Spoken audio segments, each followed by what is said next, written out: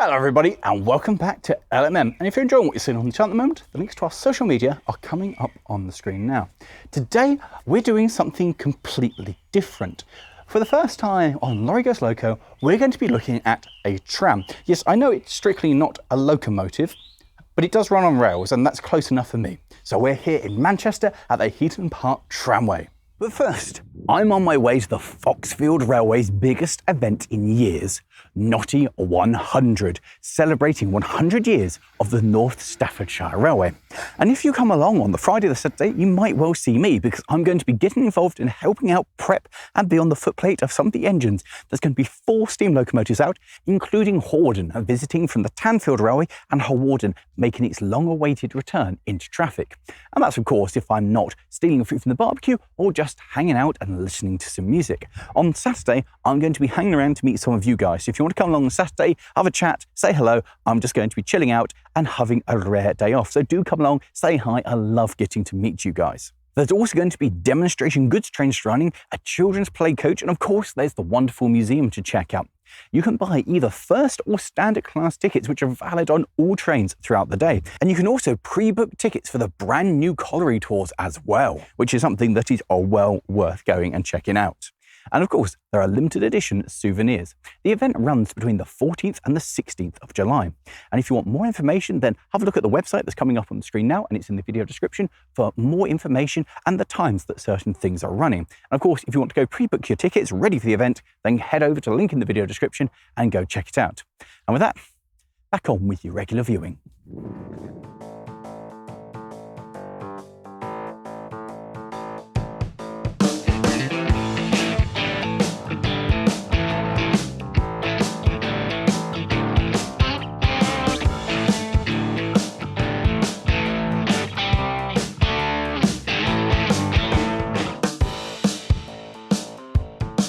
Behind me is Manchester 765, and this, my friends, this is a tram.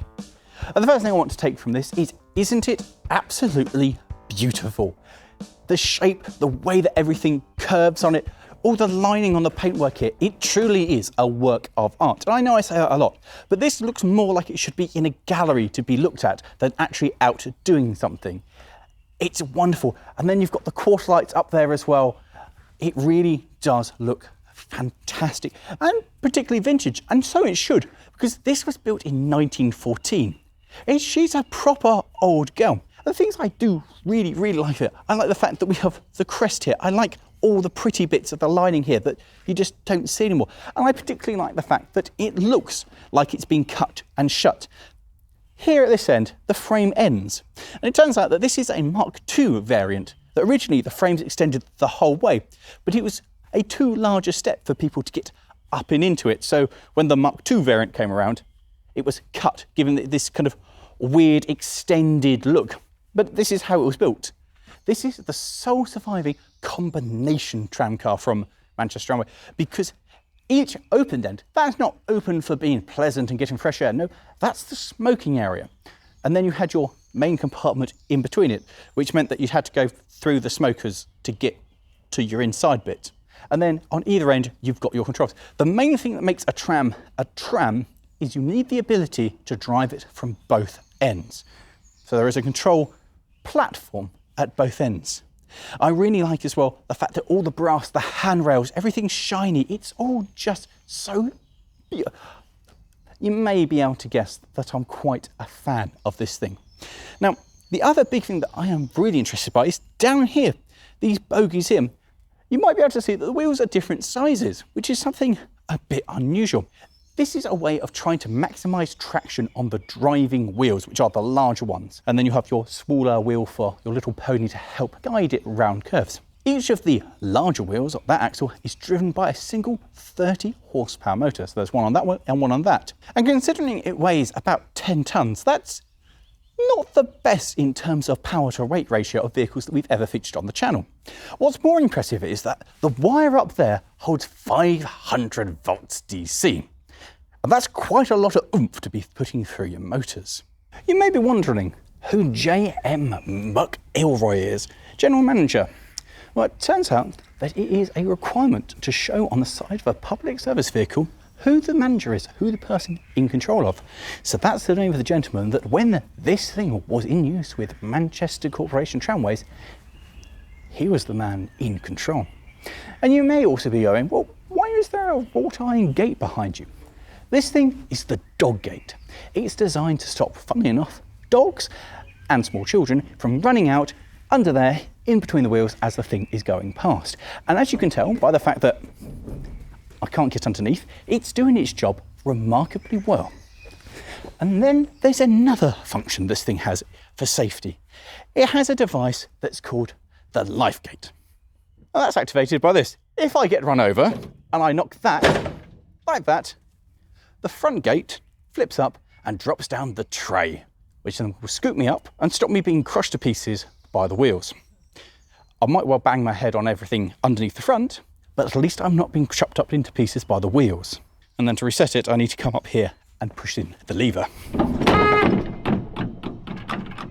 The machine behind me was part of a fleet of 61 vehicles.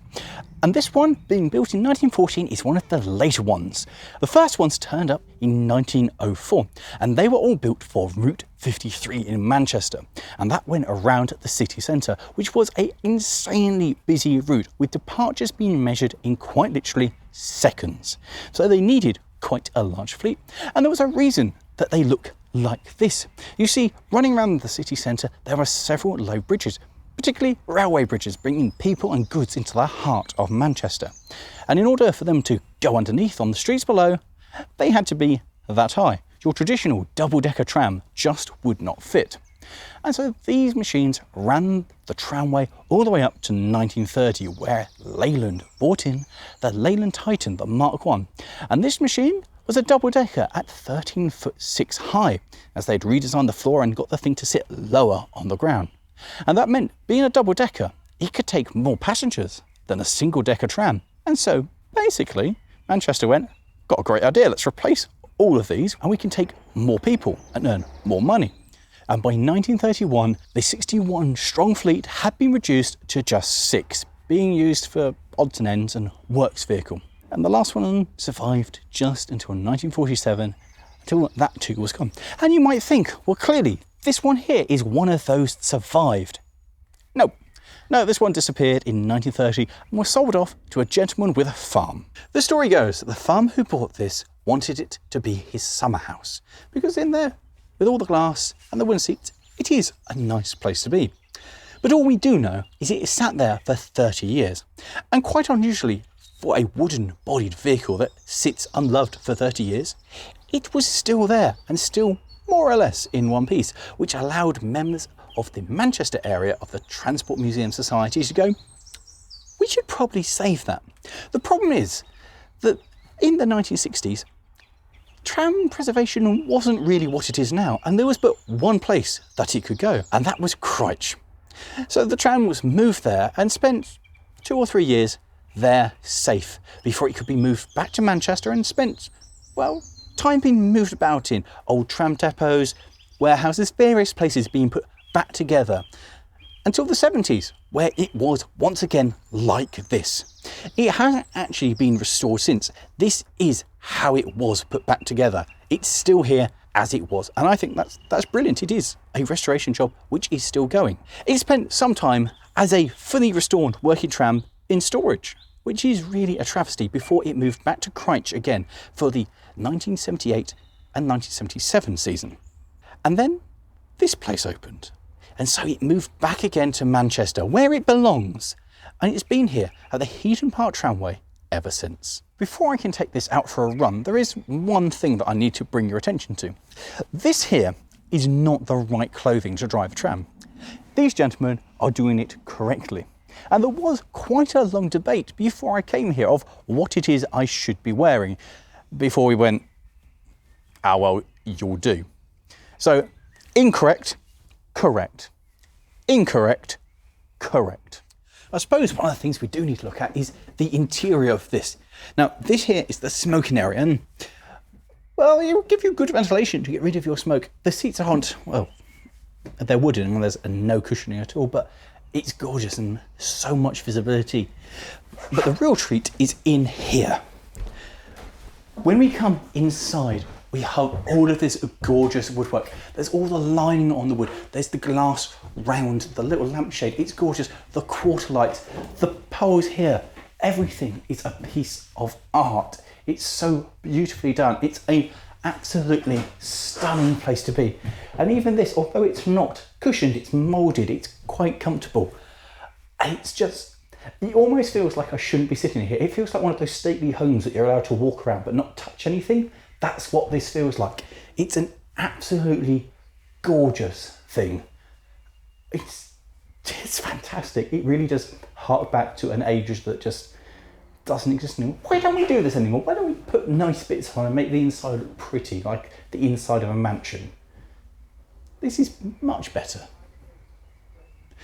And with that, let's go look at the controls. Welcome on board the, I can't really call it a cab. I believe in tram circles they call it the platform, or the driving platform. But I'm going with my favourite terminology, which is the command centre, or even the command deck. In front of me, we have our main control here. And this requires the use of this, which is called a key. I know it looks very much like a spanner, but it's actually the key. And this thing is our main bit of, well, security. Without this, it won't go anywhere. And that slots in like that, because whilst it's in the stop position, I can't move this at all. It doesn't do anything at all. If I move it, then I can. But for that, I need to make sure the tram is off. That there is the circuit breaker, and that disconnects me from the main power. With that in the off position, I can now push that into a forward position, and now I could move that. Obviously, if that was still connected, it would be bad. This control here has notches. One notch, and then a second one. In order to get to the next one, I need to notch it back. There's a ratchet. I can't just push it all the way. You see, it's now locked. The first 4 notches work on series. So I'm getting half of that voltage going to both of the motors. And so there is a large amount of resistance on notch 1, less on 2, not much on 3, and nothing on 4. When I go all the way past here over to notch 5, the motors start running on parallel. That means that I get all the 500 volts going to both of the motors. But then I have all the resistance at notch 5, less at 6, even less at 7, and then again at 8 is absolutely full power. If I take it this way though, I get breakage. You know, if you start running an electric motor and start putting power through it and driving it, it turns into a dynamo, and then you get resistance. And the more I push it that way, the more breakage we get. Obviously this only works while we're moving. Once we get less than 4 miles an hour, this does absolutely nothing. Which brings me on to this thing, which is the handbrake. Now, it's on a ratchet, so I can turn it this way, and it just makes an amusing noise. By pushing it that way, I will push it on, and it's wonderful. It's weighted, and it's just fantastic. There's a lock there, so when I leave it, we can push what's called the dog in, and that's now holding it on a little gear wheel there, so it can't come undone. Also on the floor, we have some other controls. We've got a bell, which is used for communicating with the guard. It also has, fitted by Blackpool Tramway when it visited there in 1985, a horn, because apparently that's something they do. And also we have Sanders down there as well. There's also, as I showed you earlier, that there is the reset button for the life gate when it's activated. Up behind me, this is the thing that allows us to change ends. At the moment, the light above the other driving area is illuminated, which means the light on the front here is. If I twist it, the one comes on here, the light there goes off, and the one on the other end comes on. And of course, the only other one is the button here. That's so the guard who's at the other end can communicate with me to let me know that he's heard the buzzer, and give me 2 rings to communicate back with me to let me know he's happy. And then of course, there is one other thing, the destination board, which goes around like that and changes it on the front so we know where we're heading. And that is it. It's a very different control system, and there are no gauges. There's no information at all. It's just push it and we go. The act of prep and fueling on this is remarkably simple. The first thing you need to do is refuel it. So you grab a rope that goes up into the sky, give it a tug, bring it around, and you attach what is called the trolley onto the fuel rail. also called an overhead. And that provides power to your vehicle, like so. Once we've got power, everything on this works. So we can go through and test things, which is basically what I've just done when we did the cab. So you take the controls, take it through all the notches in both forward and reverse at this end and the other end. We check to see if the handbrake's working. We walk around, have a good look at everything, make sure there's nothing that's out of place or broken. We take this funny little tool here, put it into this seat here, and we open up this seat. This cover comes out, and this reveals the sandbox. We have a look in there, and we might need some more sand. We need to top this one up, and there's one in each four corner. Apart from that, that is the prep. The next stage is when we take it out, and before I get to drive it, it goes for a run and everything's test. So throttle, the dynamic braking, the dynamo system of the electric brake, and the handbrake. That really is just that, because we've done most of it by demonstrating. You have to check to make sure the lifeguards work at both ends, but we did that when demonstrating it. You've got to make sure the lights work when you change ends.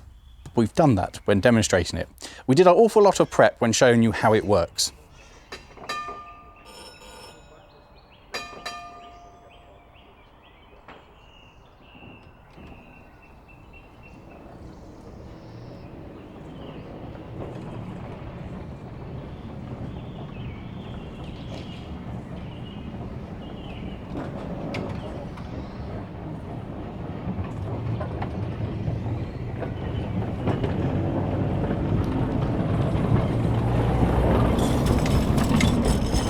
So, driving a tram. Well, this is something entirely new in, well, many ways. Firstly, the whole standing right at the very front. That's all very strange. Secondly, this kind of notch control. Yes, it goes back to lots of the smaller electric locomotives I've driven, but the way that this all kind of goes together is very different in the terms of the overall feel. The most notable thing about the whole thing, though, is the brake. If I completely kill the power and wind it on, there's so much weight behind, there's so much resistance. But as a result, you can really feel the brake, and it gives you an absolutely tremendous amount of control. It's absolutely wonderful. I mean, my arm will certainly ache at the end of the day. You really do feel it, and it's a workout. It's definitely a workout thing to use. The other thing with this is it rides remarkably well. There's a slight bump there, but as we go over all of the railway here, as it makes its way trundling across the line, it's really good. I was overly surprised at how nicely it rides. And particularly as you're going around corners, the way it kicks out is strange, but it's still overly very, very pleasant indeed.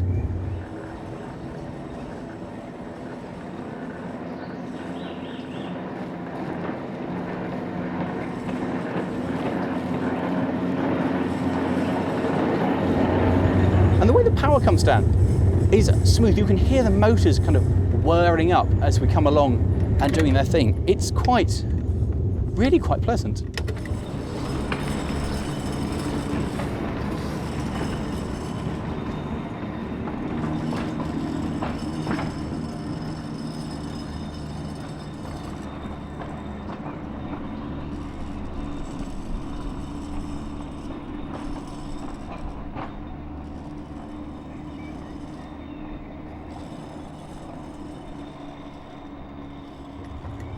I've got 4 notches of the motors being in series, so that's half power, which is all that I'm really using for today. That's more than enough, but you can really hear the engines, the motors winding up as we progress along the line. It's quite a satisfying noise. I wasn't really expecting there to be any noise from an electric vehicle, but as we start going uphill here, you can really hear them working away. There's far more of a soul than I ever thought there was going to be on this thing.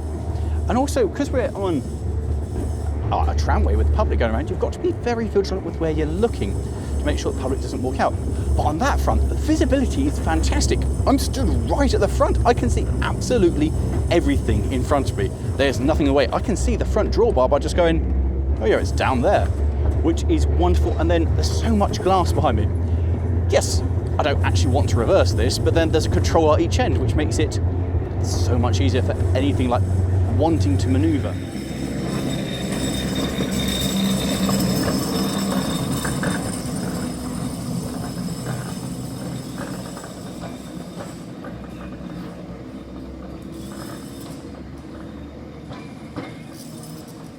makes this rather pleasant trundling noise. It's a very old school electric note. So we're going to totally kill the power now, and now wind on. And already I found the control of it, so we'll just give it another notch, give it 2, and we'll get a bit closer, and then we're going to just wind on hard and see what will happen. So into the off position, and now, and it just stops. It's absolutely superb in the 2 notes.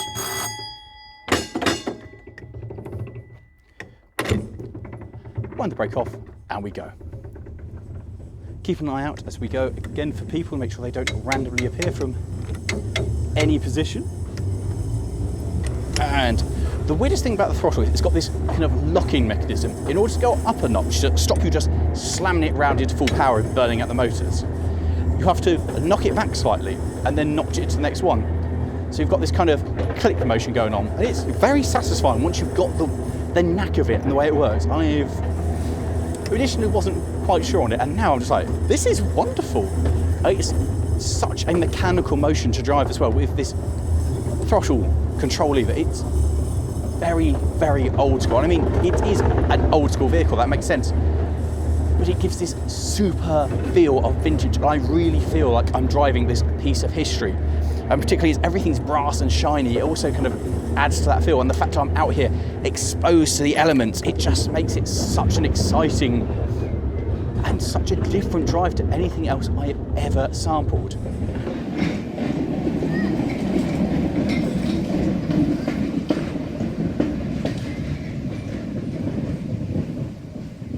I think it's wonderful. With all the wood around me as well, it really does feel, well, just different. As we come down this bit here, just winding the brake. There's another crossing ahead, so we're going to just control our speed as we come up to the crossing and stop by the edge. And this is the nicest thing, it's one of the nicest brakes I've ever used, and considering it's just a handbrake, it's absolutely superb. Push up to people and gently pull our way across. In terms of driving, it's got so much more character than I ever thought it would have. It's so fun. It's genuinely an amazingly fun and responsive. I mean, again, considering the age of this machine, I always thought it was going to be a lot more clunky, a lot more unrefined, but it's superb. It's genuinely superb. The way that it all just works. And there's definitely a real art form to driving it, and seeing the way that some of the volunteers drive them, it's absolutely spectacular to watch, and they've got it with such a level of fluidity and control. It's amazing. Whereas I'm like, I think I've got it. So we've now arrived at the other end of the line.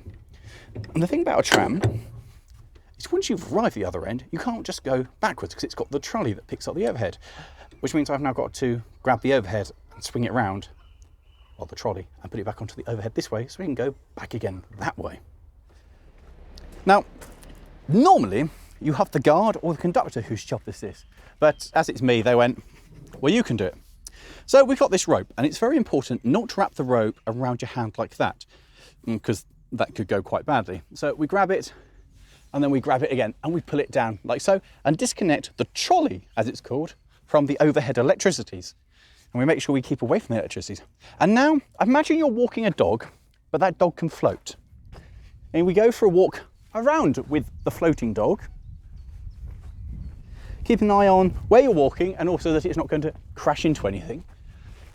And then we get to the more complicated thing. Once we're around the now back of the tram, which previously was the front, but it's now the back, we have to try and persuade the trolley that it wants to go back onto the line above it, which involves wiggling it, praying some prayers, and explaining that that's exactly how it's going to go. And then once that's done, we just tuck the rope in there so it doesn't go all dingly-dangly everywhere. Now, what you want to notice is when I reconnected that, the lights came back on. That means I've successfully connected a circuit, which means we can now go back that away.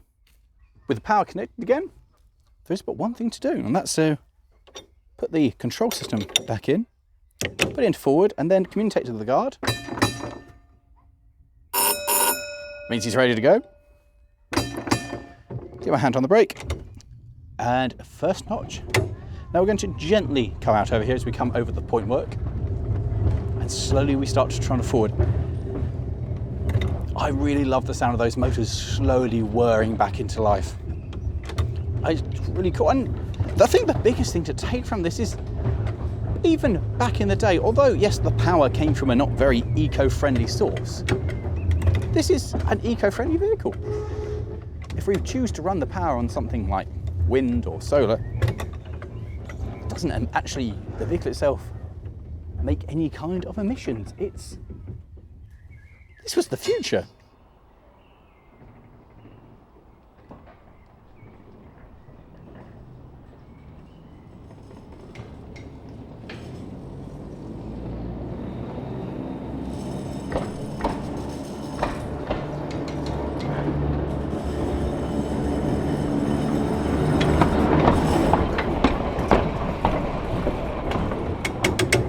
This is a machine that kind of ticks all our modern wants for a vehicle that's quiet, that doesn't make any emissions as it goes past. And here there is an answer that came over 100 years ago, which is absolutely outstanding. I don't think there's anything else that you drive at this kind of age which still drives in a way that you go, no, this is totally acceptable. This is how it should be. Most things you go, it's a bit rough, it's a bit hard. Whereas this, I'm sat there going, well, this is just how it should drive. This is how I envision trams should drive. Yes, I know modern trams wouldn't be the same, but this, it's brilliant.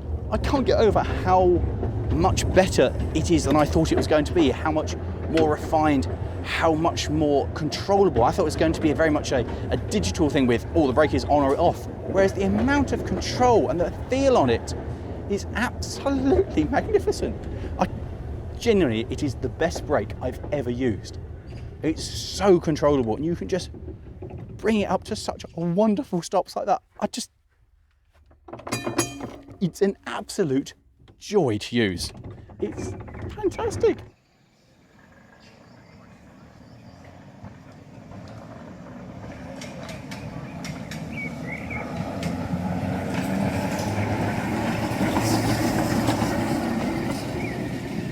Yes, my arm will ache. That is the only downside.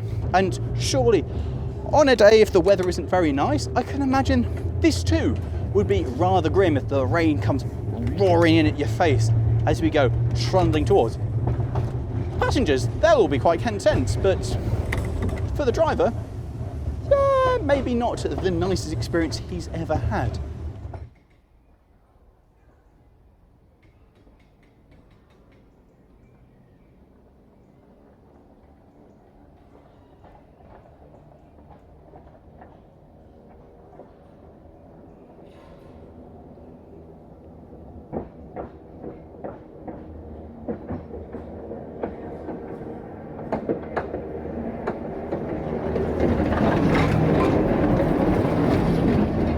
Today, I don't care. On a hot day, I've got a nice breeze in my face. The air conditioning works exceptionally well. And it's just such a nice place to be. Stood out on the veranda, having a look at what's going on. Watching the world go by. Driving through a park. It's great.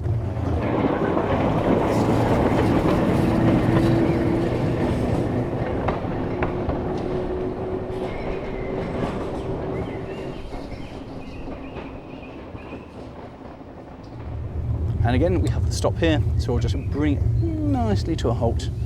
Now, things that maybe I'd like a seat. I'd definitely like a seat. I don't think I'd be able to drive it with a seat, but I still feel that my legs would be aching at the end of the day. But then I guess that's just every tram that I've looked at while we've been here doesn't seem to really do the seat thing. I think it's very much the stand at the front whole thing of being a tram driver, but seats would be nice. Seats would definitely be nice. It goes to show how you can have a machine that works and it doesn't need anything complicated. I've got no gauges. There's nothing on here. I don't have anything to tell me how the motors are being loaded up.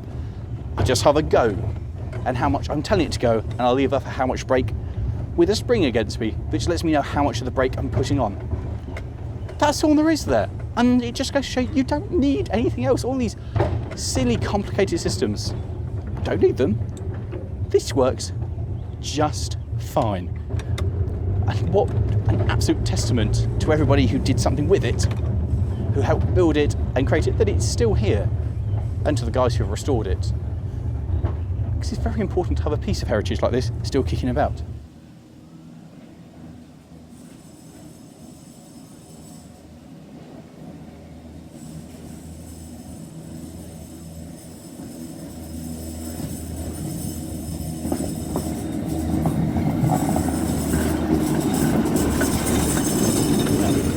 Now we're just rolling past another tram here, so we're just going to ring the bell just as a warning as we go past. The bell too is an absolutely wonderful touch that's both for the communication with the guard, but also just very satisfying. It's a very pleasant noise. And I do like this rolling through on the actual tramway, where you can believe that perhaps this once did come during its active life, came up here for a trip. Whilst we're at the controls and certainly talking about the fact that it is controllable, I've done a couple of trips so far, and both of my arms, particularly my brake, I can feel. But even just this one, using the throttle, it is it's wonderfully mechanical, but it's wonderfully mechanical in the way that I really do feel it. I really feel I'm using this. In all, I'd have this. I don't know where I'd put it. And I think that it's wonderful that it's here in Manchester, where it belongs. So I don't think I'd want to bring it away from here. But in terms of wanting one, I want it. It's just fantastic. It's such a beautiful thing to look at. It's so strange and beautiful with all its lines, and to drive it, you get a sense of how very special it is. And I feel very honoured to be able to drive it. It feels special. It feels proper. It feels like a tram.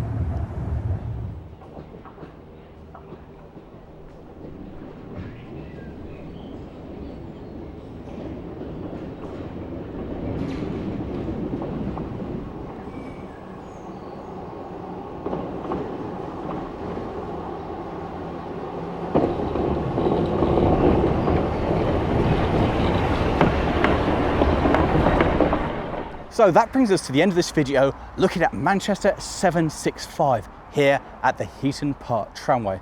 And I have absolutely loved it. I've never driven something like this before, and it was an absolutely incredible experience. And it's also something that you guys can also do. You see, the good folk here offer a tram driving experience course. You too can learn how to drive one of these machines.